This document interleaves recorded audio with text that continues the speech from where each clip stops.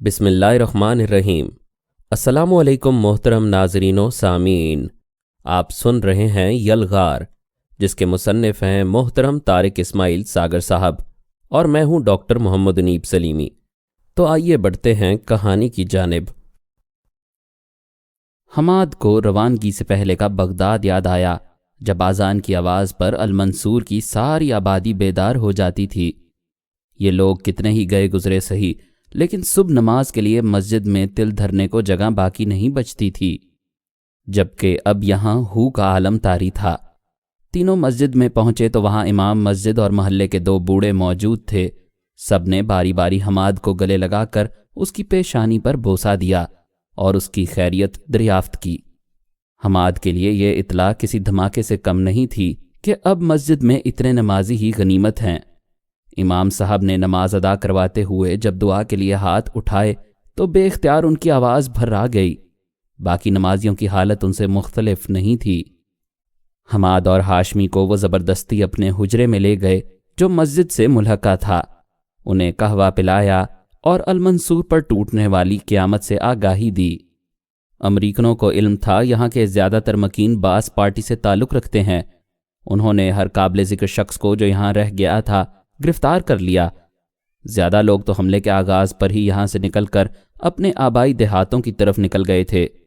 خدا جانے وہ کس حال میں ہوں گے، امام صاحب نے ٹھنڈی سانس لے کر کہا۔ انہوں نے حماد کو 11 ان محلے داروں کے نام گنوائے جنہیں بھاگتے ہوئے امریکیوں نے گولیاں مار کر مار ڈالا تھا۔ انہیں شک تھا کہ یہ لوگ صدام کے قریبی ساتھی ہیں، جبکہ وہ صرف سرکاری ملازم تھے اور اس خوف سے جان بچا کر بھاگ رہے تھے کہ کہیں امریکی انہیں گرفتار کر کے ان کی تفتیش نہ شروع کر دیں۔ کئی لوگوں کو گرفتار کر کے انہوں نے ابو غریب جیل میں بند کر دیا ہے۔ شاید تمہارے والد بھی وہیں موجود ہوں، امام صاحب نے اپنا خیال ظاہر کیا۔ شاید، حماد زیر لب بڑبڑایا۔ ان سے اجازت لے کر وہ گھر آ گئے۔ ہاشمی کو جانے کی جلدی تھی۔ اس نے الکرادہ شرقیہ پر موجود ہوٹل برج الحیات سے کسی سواری کو لے کر عمان جانا تھا۔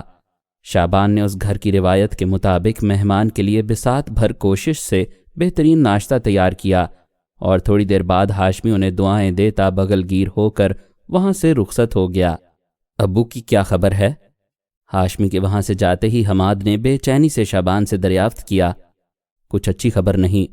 پرسوں آپ کی امی جان یہاں آئی تھیں، ان کی زبانی علم ہوا کہ امریکن ان سے تفتیش کر رہے ہیں۔ امریکیوں نے صدام کے ہر قریبی ساتھی کو خطرناک مجرم بنا رکھا ہے۔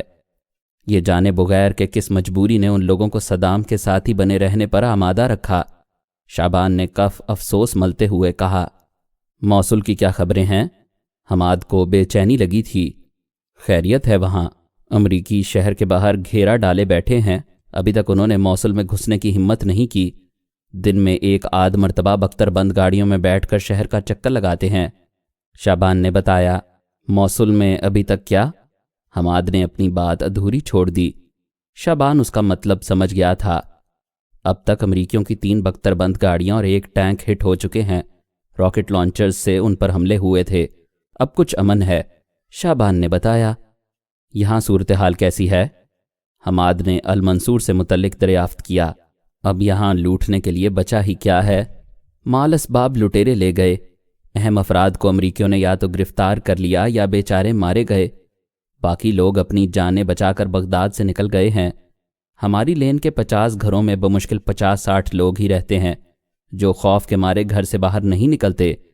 شعبان نے اسے تفصیلات سے آگاہ کیا۔ ابو کے متعلق معاملات کو اب کون ڈیل کر رہا ہے؟ اس نے شعبان سے پوچھا۔ شعبان نے بتایا کہ قصر جمہوریہ میں امریکن فوجیوں نے ڈیرے جمائے ہوئے ہیں۔ عوامی امور سے متعلق تمام معاملات کو وہی لوگ نمٹاتے ہیں، لیکن وہاں کا جو نقشہ اس نے بیان کیا اس سے حماد کو بظاہر یوں ہی لگا جیسے وہ اب شاید اپنے والد کی خیریت سے آگاہ نہ ہو سکے۔ شعبان نے اسے فوراً موصل جانے کی ہدایت کی تھی، کیونکہ اپنی دانست میں وہ یہاں حماد کو محفوظ نہیں سمجھ رہا تھا، لیکن حماد نے موصل جانے کی بجائے اپنے والد کی خیریت سے آگاہی حاصل کرنا اور ان سے ابو غریب جیل میں ملاقات کرنا زیادہ احسن خیال کیا۔ حماد نے اکیلے ہی قصر جمہوریہ جانے کا فیصلہ کیا تھا۔ شعبان نے آخری لمحات تک اسے روکا، لیکن بغداد میں رہتے ہوئے اپنے والد کی خیریت سے بے فکر رہنا حماد کے لیے اب ممکن نہیں رہا تھا۔ بغداد میں سوائے ٹیکسی کے اور کوئی سواری ممکن نہیں رہی تھی، یا پھر لوگ اپنی ذاتی ٹرانسپورٹ استعمال کرتے تھے۔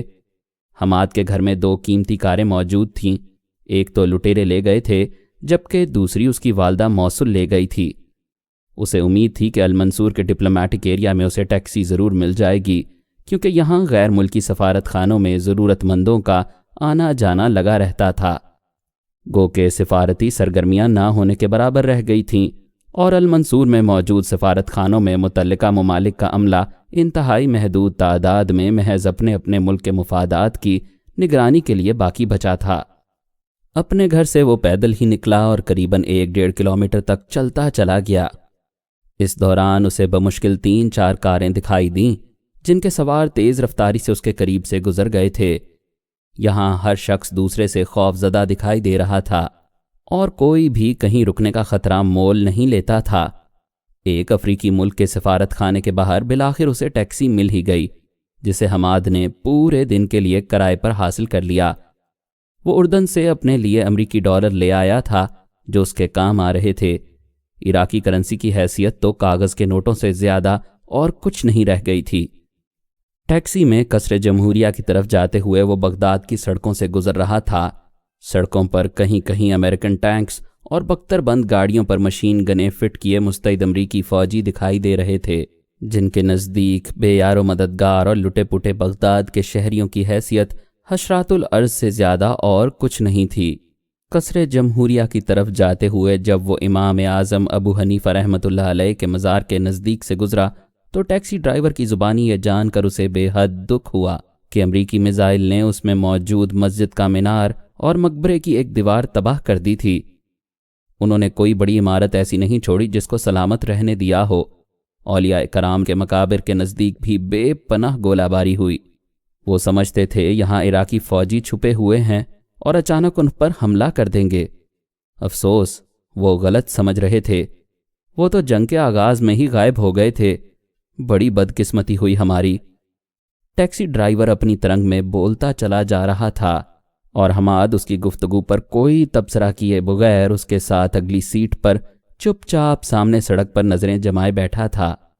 کبھی کبھی ان کے نزدیک سے کوئی امریکن بختر بند گاڑی تیزی سے گزر جاتی، یا پھر اکا دکا پرائیویٹ کار اور ٹیکسی۔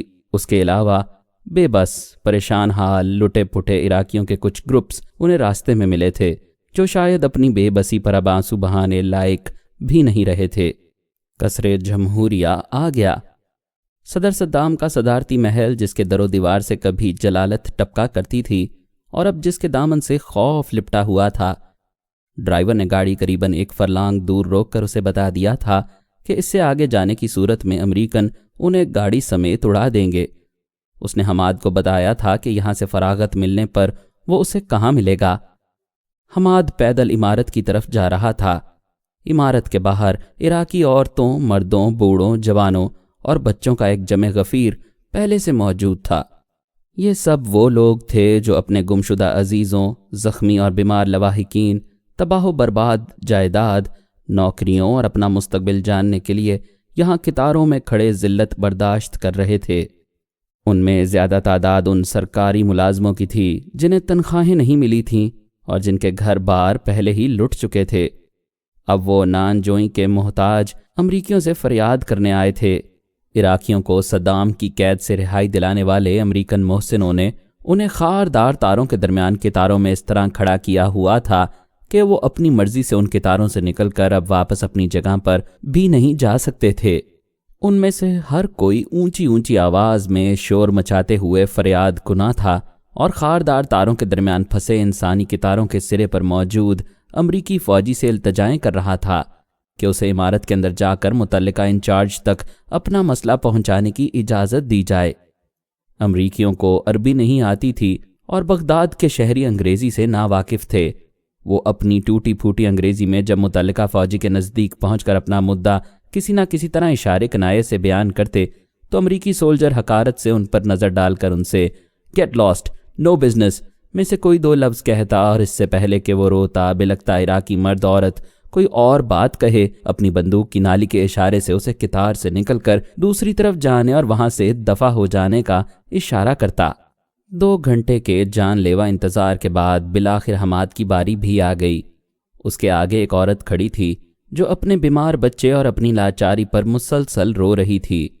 حماد نے اسے متعدد بار تسلی دی اور صبر کی تلقین کی، لیکن وہ اندازہ کر سکتا تھا کہ ایک ایسی ماں جس کا بچہ شدید بیمار ہے اور بغداد میں کہیں بھی اسے میڈیکل امداد میسر نہیں، کس عالم سے گزر رہی ہے۔ عورت اپنے لباس اور چال ڈھال سے کسی معزز گھرانے کی دکھائی دیتی تھی، لیکن اس سے کیا فرق پڑتا تھا؟ خاردار تاروں کے درمیان پھنسی انسانی کتار کے نقطۂ آغاز پر کھڑے امریکی فوجی کے نزدیک پہنچ کر اس نے عربی اور انگریزی کے ملے جلے فقرے بول کر اپنا کرب بیان کیا۔ سوری، میں کچھ نہیں کر سکتا، امریکی سولجر نے کندھے اچکاتے ہوئے بے نیازی سے کہا۔ اسے بتاؤ اگر میرے بچے کو طبی امداد نہ ملی تو یہ مر جائے گا، عورت نے روتے ہوئے حماد سے عربی میں کہا، اور حماد نے امریکی سپاہی تک انگریزی میں اس کی بات اس درخواست کے ساتھ پہنچائی کہ اس کی طرف سے انکار کی صورت میں امریکی فورسز کا امیج خراب ہوگا۔ امریکی نے چند ثانیے ٹکٹکی باندھے اس کی طرف دیکھا، پھر ایک طرف ہٹ کر عورت کو بچے سمیت اندر جانے کی اجازت دے دی۔ عورت نے حماد کا شکریہ ادا کیا اور آگے بڑھ گئی۔ اس کے بعد حماد کی باری تھی۔ اس نے اپنا مدعا بیان کیا تو امریکی فوجی نے اس کے باپ کا نام دریافت کرنے کے بعد اپنے ہاتھ میں پکڑے واکی ٹاکی پر کسی سے بات کی، اور دوسری طرف سے چند ثانیے انتظار کے بعد حماد کی طرف عجیب سی نظروں سے دیکھتے ہوئے اسے بھی آگے بڑھنے کا سگنل دے دیا۔ جیسے ہی حماد آگے بڑھا، ایک کونے میں کھڑا امریکی سپاہی اچانک اس کے سامنے آ گیا۔ اس نے حماد کو ہاتھ اونچے کرنے کا حکم دیا اور اس کی اچھی طرح جامہ تلاشی لینے کے بعد اس کی رہنمائی سامنے نظر آنے والے ایک ذیلی دروازے کی طرف کی، جہاں ایک سفید پوش امریکی اس کا منتظر تھا۔ یہ امریکی CIA کا مقامی ذمہ دار تھا جس نے وہاں کھڑے کھڑے حماد کا مختصر انٹرویو کیا۔ اس کے والد کے قوائف اپنے پاس نوٹ کر کے اس نے اگلے گارڈ کو اشارہ کیا اور حماد کو آگے بڑھا دیا۔ گارڈ نمبر 2 نے ایک مرتبہ پھر اس کی جامہ تلاشی لی اور عمارت کے اندر ایک کونے میں کھڑے لوگوں کی طرف اشارہ کر کے اسے وہاں جانے کے لیے کہا، جہاں پہلے ہی سے کچھ مرد عورتیں ایک دوسرے سے سہمے ہوئے اور خوف زدہ کھڑے تھے۔ ان میں وہ عورت بھی موجود تھی جس نے بے اختیار آگے بڑھ کر حماد کا ماتھا چوم لیا۔ وہ بار بار اس کا شکریہ ادا کر رہی تھی، کیونکہ حماد کی وجہ سے اب کم از کم یہاں موجود امریکی فوجی ڈاکٹروں میں سے کوئی اس کے بچے کو دیکھ کر دوائیاں بھی دے دے گا۔ حماد کے کارنامے کی خبر اس نے وہاں موجود باقی بدقسمتوں کو بھی دی، جنہوں نے اس کی اس نوازش کو بڑی بد دلی سے سراہا۔ یہ سب لوگ اس بس کے منتظر تھے جو انہیں یہاں سے قریباً 2 فرلانگ دور امریکی HACC ہیڈ کوارٹر تک لے جاتی، جہاں ان کے مسائل سے متعلق ڈیسک پر موجود امریکی فوجی آفیسر ان کے متعلق فیصلہ کرتا۔ قصر جمہوریہ صدر صدام کا ذاتی رہائشی محل تھا۔ یہاں اس سے پہلے حماد اپنی فیملی کے ساتھ 2 مرتبہ آ چکا تھا۔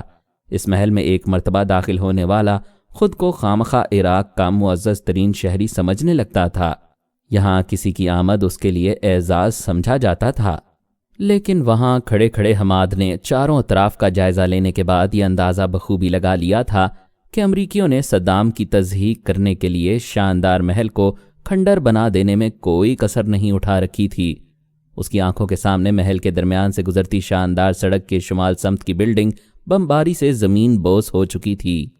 ان کے درمیان عراقی فوج کے کچھ وہیکلز اور کہیں اکا دکا ٹینکس اور توپیں دکھائی دے رہی تھیں، جو اب لوہے کے کاٹ کباڑ کی شکل اختیار کر رہی تھیں۔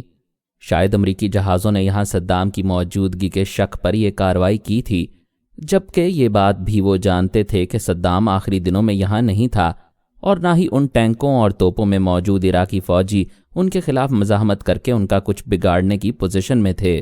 وہ بیچارے تو شاید کب سے اس گھڑی کے منتظر تھے جب امریکی آئیں اور وہ ان کے سامنے ہتھیار ڈالیں۔ حماد کی طرح دوسرے عراقی بھی کف افسوس مل رہے تھے، لیکن اب اس کا کچھ فائدہ نہیں تھا۔ انہیں وہ عربی کہاوت ازبر تھی جس میں کہا گیا تھا کہ حکمرانوں کی نالائکی کی سزا ان کی رعایا کو بہرحال ملتی ہے، اور ایسا ہی ہو رہا تھا۔ بس آ گئی۔ سب باری باری اس میں سوار ہوئے اور بس نے انہیں قصر جمہوریہ کے محلات میں سے ایک محل کے سامنے اتار دیا، جس کے باہر مستعد اور مسلح امریکی فوجی لاپرواہی سے کھڑے سگریٹ نوشی کر رہے تھے۔ انہوں نے بس سے اترتی سواریوں پر ایک چھچھلتی نظر ڈالی اور ہاتھ کے اشارے سے ایک چھوٹے گیٹ سے اندر جانے کے لیے کہا۔ سب ایک دوسرے کے تعاقب میں اندر داخل ہو گئے۔ یہاں کچھ چہل پہل دکھائی دے رہی تھی۔ امریکی فوجی اور سویلینز اپنے معمولات میں مشغول تھے۔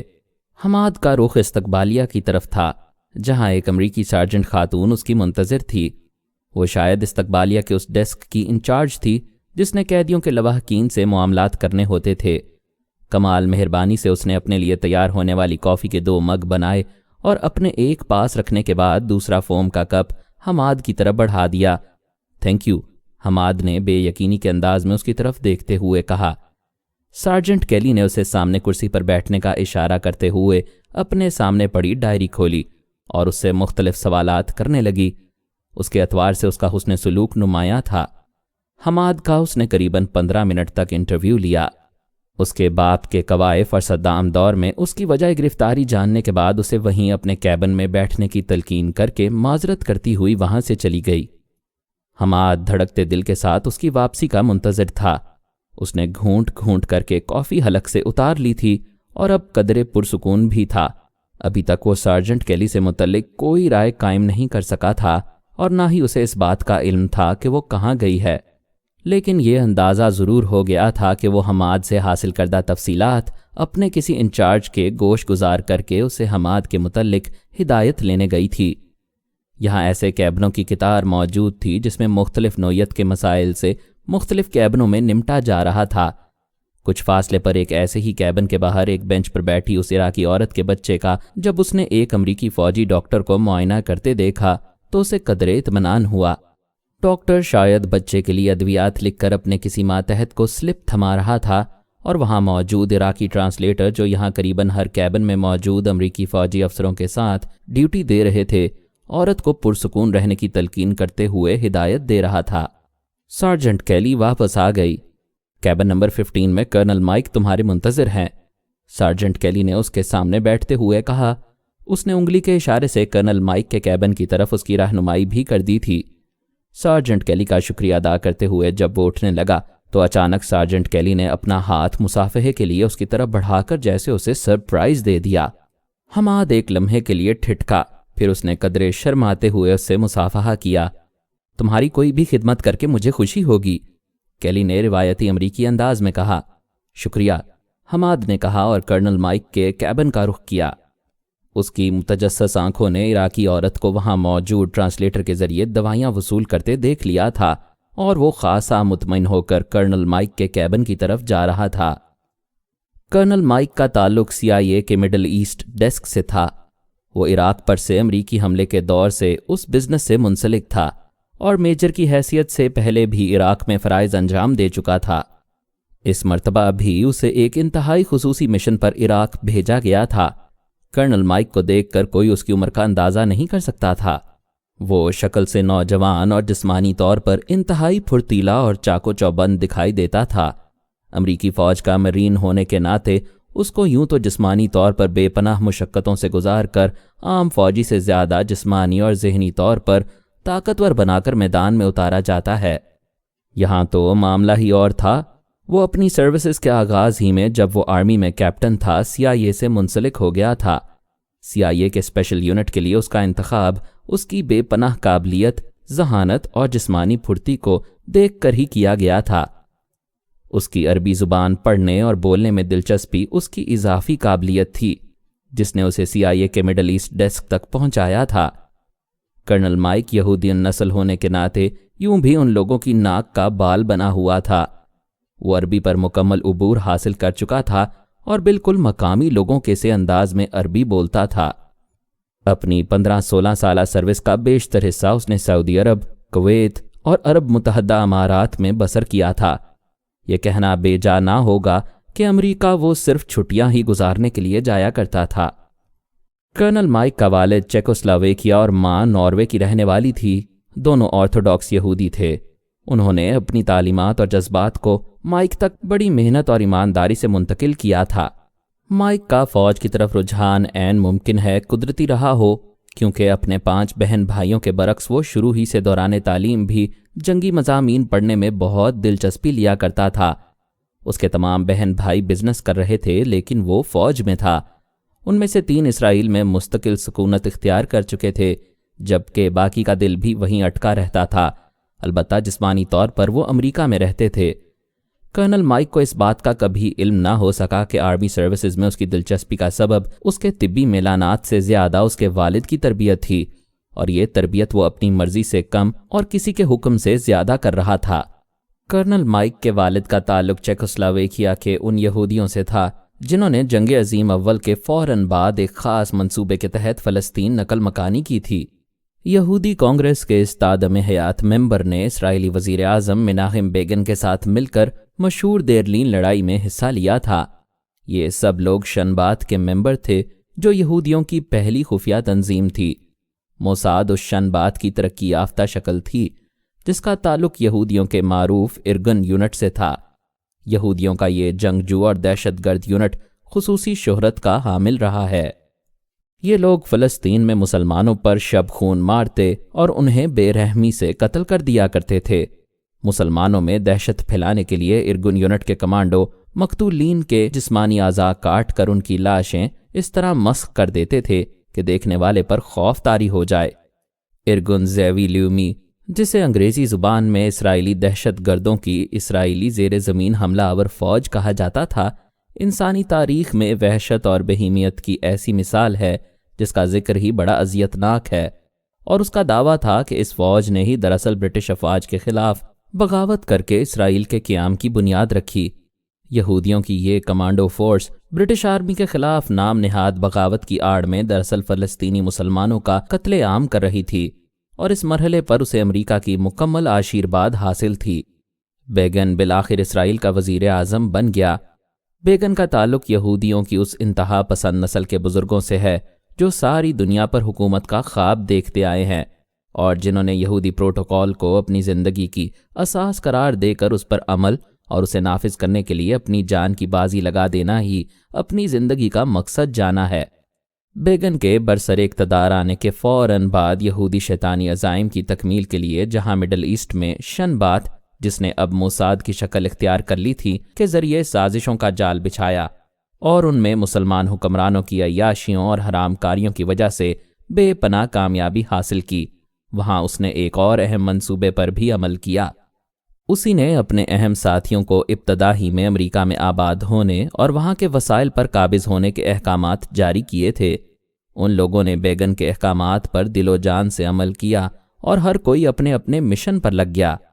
کرنل مائک کے والد کو اپنے بیٹے کو امریکی آرمی اور پھر CIA تک رسائی حاصل کرنے کا مشن سونپا گیا تھا، اور اسے مرنے سے پہلے یہ خوشخبری مل گئی تھی کہ اس کا بیٹا CIA میں اہم مقام حاصل کر چکا ہے۔ مائک کی عربی زبان سے دلچسپی کا سبب بھی اس کا والد تھا، جو انہیں ہر سال باقاعدگی سے اسرائیل لے جاتا رہا۔ البتہ فوج میں کمیشن حاصل کرنے کے بعد اس نے مائک کے سلسلے میں کچھ احتیاط برتنی شروع کر دی، کیونکہ وہ یہ بات اچھی طرح جانتا تھا کہ امریکی اس معاملے میں آنکھیں بند کر کے نہیں بیٹھتے، وہ بھی اس مسئلے کی سنگینی کو کچھ سمجھتے ضرور ہیں۔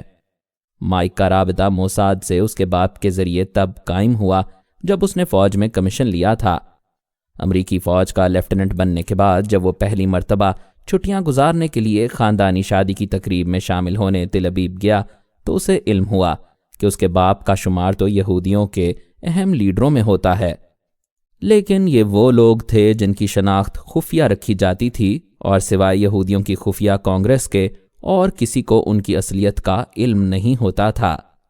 یہ وہ لوگ تھے جنہوں نے اپنی زندگیاں یہودی قوم کی عظمت رفتہ حاصل کرنے اور ساری دنیا پر حکمرانی حاصل کرنے کے لیے وقف کر رکھی تھیں۔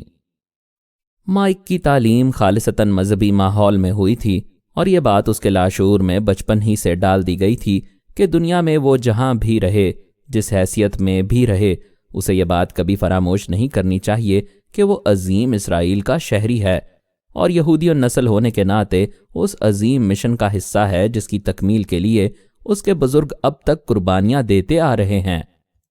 تل ابیب کے مضافات میں موجود ان کے آبائی گھر میں موساد کی ایک اہم شخصیت نے اس سے مائک کے باپ کی موجودگی میں ملاقات کی اور اسے اس کا مشن سمجھاتے ہوئے بتایا تھا کہ امریکی فوج میں اس کا داخلہ معمول کی کارروائی نہیں ہے، بلکہ اسے ساری زندگی عظیم اسرائیل کے مفادات کی نگرانی کرنی ہے اور حکم ملنے پر اس نے آنکھیں بند کر کے عمل کرنا ہے۔ مائک نے فوج میں کمیشن حاصل کرنے کے فوراً بعد ہی ایک طے شدہ منصوبے کے مطابق عربی میں اپنی دلچسپی کا اظہار کرنے کے علاوہ معمول کے انٹیلیجنس کورس بھی پاس کرنے شروع کر دیے تھے۔ CIA کو اپنے خصوصی گروپ کے لیے ایسے نوجوانوں کی تلاش رہتی تھی جو نہ صرف عربی زبان میں مہارت حاصل کریں بلکہ ان کا طبعی میلان بھی انٹیلیجنس کی طرف ہو۔ ایک روز جب اس کی ماہانہ کارگزاری رپورٹ CIA کے اس ڈپٹی ڈائریکٹر کی میز تک پہنچی جو جوہر کابل کی تلاش میں پینٹاگون سے رابطے میں رہا کرتا تھا تو اس نے مائک کا انتخاب کر لیا۔ ابھی وہ کیپٹن ہی بنا تھا جب اسے CIA special fighting unit SFU میں شامل کر لیا گیا۔ یہ یونٹ معمول کے مطابق تو امریکن آرمی کا حصہ ہی تھا، لیکن دراصل اس کی کمان پینٹاگون کی بجائے CIA کے ہاتھ میں تھی۔ اس یونٹ کو جاسوسی اور مار دھاڑ کی خصوصی تربیت دے کر عام فوجی دستوں کے ساتھ دنیا کے ان ممالک میں بھیجا جاتا تھا جہاں امریکی مفادات کا حصول درکار ہوتا۔ کرنل مائک کے لیے حالات نے کئی آسانیاں خود بخود پیدا کر دیں۔ عربی زبان میں اس کی ذہانت اور روانی کو دیکھتے ہوئے اسے عموماً CIA اور موساد کے بعض مشترکہ مشن یعنی جوائنٹ وینچرز کا حصہ بنا دیا جاتا جو عموماً زیر عمل رہتے تھے۔ اس نے موساد کے ساتھ مل کر شام، لیبنن اور عراق میں کئی مشن مکمل کیے تھے۔ اسی درمیان اس کی دوستی موساد سے مضبوط ہوتی گئی۔ یہی کچھ تو موساد چاہتی تھی جسے امریکی اپنی کامیابی سمجھ رہے تھے۔